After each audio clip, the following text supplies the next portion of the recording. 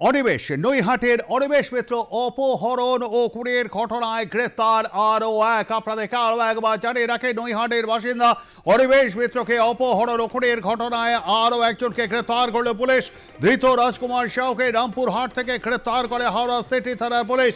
হাওড়া থেকে অপহরণ করে বীরভূমে নিয়ে যায় এই রাজকুমার।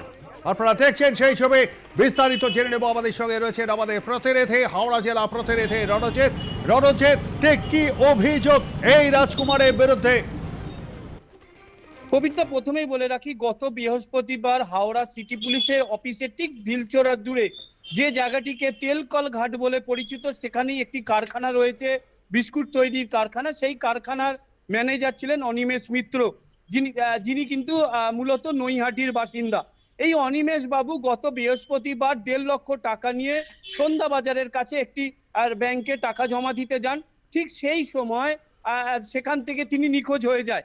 এরপরে পুলিশ কিন্তু হাওড়া সিটি পুলিশের যে কমিশনার অফিস রয়েছে সেখানে যত সমস্ত সিসিটিভি ফুটেজ সেগুলো কিন্তু তল্লাশি শুরু করে এবং সেই সিসিটিভি ফুটেজ ধরে সেক্ষেত্রে জানা যায় একটি গাড়ির নাম্বার পাওয়া যায় এবং সেখানে অভিষেক সোনকার নামে এক ব্যক্তিকে পুলিশ আটক করে ওই দিনই রাত্রিবেলা। এবং রাজকুমার সাউ বৃহস্পতিবার দিন তাকে অপহরণ করা এবং শুক্রবারই বোলপুরের শিবতলার কাছে একটি জলাশয়ের মধ্যে রাস্তার ধারে কিন্তু তাকে মুখে গামছা বাঁধা এবং গলায় ফাঁস দেওয়া অবস্থায় তাকে উদ্ধার করে বোলপুর থানার পুলিশ। এবং তারপরেই কিন্তু তল্লাশি শুরু করে এবং ইতিমধ্যে ঠিক ওই শুক্রবারই কিন্তু যেটা জানা গেছে, অভিষেক সোনকার নামে এক ব্যক্তি, যিনি হাওড়ার পিলখানার বাসিন্দা, সেই অভিষেক সোনকারকে গ্রেপ্তার করে পুলিশ। এবং ওই অভিষেক সোনকারকে জিজ্ঞাসাবাদ করার পরেই জানা গেছে এই অভিষেক সোনকার ওই বিস্কুট কারখানার এক সময় ওই কারখানারই কিন্তু তিনি পার্টনার ছিলেন এবং পুরনো একটা শত্রুতা রয়েছে। সেই শত্রুতার জেরেই এই ঘটনা ঘটেছে।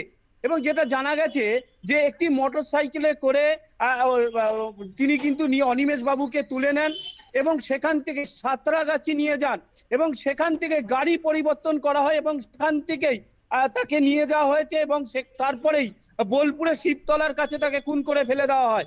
এবং এই ঘটনায় আরেকজন ব্যক্তিকে গ্রেপ্তার করেছে হাওড়া সিটি পুলিশ, রাজকুমার সাউ, যে কিনা হাওড়ার পিলখানারই বাসিন্দা এবং তাকে গতকাল বীরভূমের তাকে গ্রেপ্তার করা হয়েছে। এবং এই মূলত এই রাজকুমার সাউ পেশায় গাড়ি চালক এবং সেদিনে সে কিন্তু গাড়ি করে অনিমেষ বাবুকে নিয়ে গেছিল এবং সেই গাড়ির চালক হিসাবেই কিন্তু রাজকুমার সাউ ছিলেন। সেক্ষেত্রে এই দুজনকে কিন্তু গ্রেপ্তার করা হয়েছে। আবারও রাজকুমার সাউকে আজকে হাওড়া আদালতে তোলা হয় এবং তাকে পুলিশি হেফাজতে নেওয়া হয়েছে। এবং এই ঘটনায় আরো কেউ রয়েছে কিনা সেটা কিন্তু তল্লাশি করছে হাওড়া সিটি পুলিশ। কারণ সবচেয়ে বড় সফলতা প্রথমে অভিষেক সোনকারকে গ্রেপ্তার করা এবং তারপরে রাজকুমার সাউ। এবং যেদিন এই ঘটনা ঘটে বৃহস্পতিবার, সেদিনই কিন্তু তার পরের দিন ভোরেই শুক্রবার দিন তার বডি পাওয়া যায় বোলপুরে শিবতলার কাছে এবং সেদিনই কিন্তু গ্রেপ্তার করা হয় অভিষেক সোনকারকে। এবং তারপরেই কিন্তু এই তল্লাশি শুরু এবং এখনো পর্যন্ত অনিমেষ বাবুর মার্ডারের যে অভিযুক্ত দুজনকে ইতিমধ্যে গ্রেপ্তার করা গেছে এবং জিজ্ঞাসাবাদ চলছে এবং মনে করা হচ্ছে আরো কেউ এই খুনের সঙ্গে যুক্ত রয়েছে, তাদেরকে ধরা যাবে বলে মনে করা হচ্ছে।